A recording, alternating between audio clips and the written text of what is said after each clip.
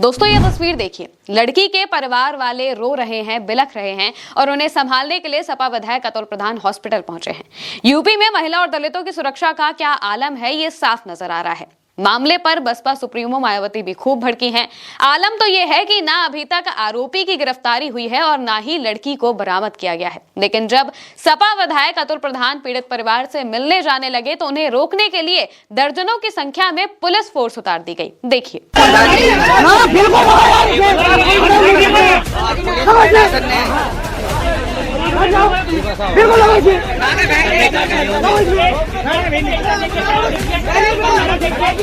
दोस्तों पूरा मामला क्या है, पहले उस पर बात कर लेते हैं। घटना सरधना क्षेत्र के कपसाड़ गांव की है। यहाँ के रहने वाले सतेंद्र कुमार मजदूरी करते हैं। 8 जनवरी की सुबह उनकी पत्नी सुनीता अपनी बेटी रूबी के साथ खेत जा रही थी। रास्ते में पहले से मौजूद आरोपी कंपाउंडर पारस राजपूत ने दोनों को रोक लिया और बदतमीजी करने लगा। जब सुनीता ने इसका विरोध किया तो आरोपी ने गाली गलौज शुरू कर दी और फरसे से महिला के सिर पर हमला कर दिया। उसके साथ कुछ और लोग भी मौजूद थे। इसके बाद वो लड़की को जबरन बाइक पर बैठाकर फरार हो गया। महिला के शोर मचाने पर आसपास के लोग मौके पर पहुंचे और गंभीर रूप से घायल सुनीता को हॉस्पिटल ले जाया गया। सिर में गहरी चोट के चलते डॉक्टर ऑपरेशन की तैयारी ही कर रहे थे, लेकिन इलाज के दौरान महिला की मौत हो जाती है। आर्थिक तंगी के चलते रूबी को करीब 2.5 साल पहले अपनी पढ़ाई छोड़नी पड़ गई थी। रूबी के भाई ने बयान भी दिया है, क्या कुछ बताया है सुनिए। मेरा नाम नरसिंह कुमार है जी, कपसाड़ का रहने वाला हूँ। सुबह मेरी मम्मी मेरी बहन जंगल जा रहे थे, हम पीछे से हम भी जा रहे थे जी। उन्हें पहले मेरी मम्मी पर हमला कर दी थी, हम बच्चे 3-4 लुंडे थे, मेरी बहन को किडनैप करके लेकर भाग गए जी। कोई हमारी सुनवाई कुछ नहीं हो रही जी। कौन सा गाँव का? गाँव कपसाड़ का है जी। हम ऐसी समाज से है जी, जाटा हूँ। वे है जी राजपूत, धमकी दे रहे जी पूरे घर को मारने के मारे। बहन को उठा के लेके जबरदस्ती पिस्टल कान पर रखे जी। कब की बात है? सुबह 8 बजे की बात है जी, आज जी। वे 5-6 थे जी, 2 हमारी पिछाड़ में आ गए, एक पारस सोम है, एक सुनील है जी, विनोद का, राजपूत दोनों। आरोपी की पहचान पारस राजपूत के रूप में हुई है, जो कि गांव के ही एक डॉक्टर के यहां पर कंपाउंडर का काम करता है। पुलिस का कहना है कि आरोपी और लड़की एक दूसरे को पहले से जानते थे। पारस 3 भाइयों में सबसे छोटा है। घटना के बाद से उसके माता पिता और दोनों भाई फरार हैं। पीड़ित का कहना है कि कोई सुनवाई नहीं हो रही है। वहीं सरधना के विधायक अतुल प्रधान ने हॉस्पिटल में पीड़ित परिवार से मुलाकात की, लेकिन जब उन्होंने गांव जाना चाहा तो पुलिस ने रोकने की कोशिश की। बाकायदा बैरिकेडिंग्स लगा दिए गए। तब अतुल प्रधान सड़क पर ही बैठ गए। उन्होंने एक्स पर पोस्ट करते हुए कई बातें लिखी हैं। उन्होंने लिखा, क्षेत्र के गांव कपसाड़ में आज सुबह सतेंद्र जाटव जी की पत्नी पर दबंगों द्वारा हमला किया गया था, जब वो अपनी बेटी को दबंगों से अपहरण से बचा रही थी। अभी उनके निधन हो गया है। उनका निधन इस सरकार के सिस्टम की देन है। हम तत्काल उनकी बेटी के सकुशल बरामदगी और दबंगों के तत्काल गिरफ्तारी की मांग करते हैं।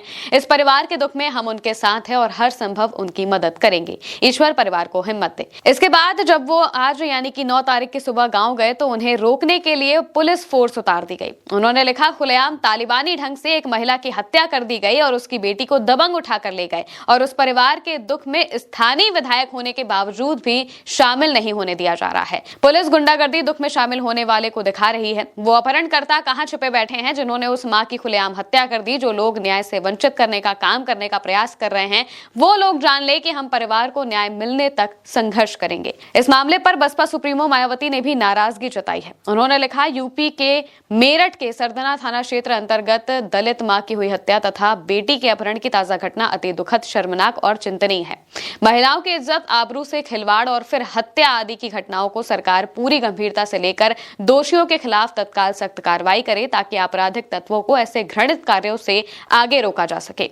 सरकार खासकर महिला सुरक्षा के मामले में समुचित ध्यान दे। अखिलेश यादव ने भी पोस्ट किया, सरकार पर सवाल उठाए। लिखा, मेरठ में मां पर कातिलाना हमला और बेटी को उठाकर ले जाने का मामला बेहद गंभीर है। भाजपा सरकार अपराधियों को संरक्षण देते देते आज जिस स्तर पर पहुंच गई है, वहां से वापस नहीं लौट सकती, क्योंकि अपराधी उनके राज खोल देंगे। सरकार से कोई उम्मीद ही नहीं बचे। इससे बुरा और कुछ भी नहीं हो सकता। भाजपा पूरी तरह नाकाम सरकार है। कोई है? कांग्रेस ने भी पोस्ट करते हुए लिखा, मेरठ में अपनी बेटी की आबरू बचाने निकली एक मां को गांव के दबंगों ने सरेआम गड़ासे से काट डाला और उसकी मासूम बेटी को भेड़ियों की तरह घसीट कर ले गए। महिला सुरक्षा के चमकीले विज्ञापनों और खोखले दावों के बीच जब एक मां का खून सड़कों पर बह जाए और प्रशासन मौन रहे, तो समझ लेना चाहिए कि अपराधियों के मन से कानून का खौफ खत्म हो चुका है। अगर आज इन दरिंदों के खिलाफ ऐसा सबक नहीं सिखाया गया जिससे उनकी रूह कांप जाए, तो याद रखना कि सिस्टम की लापरवाही हर घर की चौखट तक पहुंचेगी। आरोप है कि सत्ता सजाती होने की वजह से आरोपियों को बचाया जा रहा है। क्योंकि जिस बुलडोजर कार्रवाई का डंका बजाया जाता है, ऐसे मामलों में वो तुरंत गायब हो जाता है।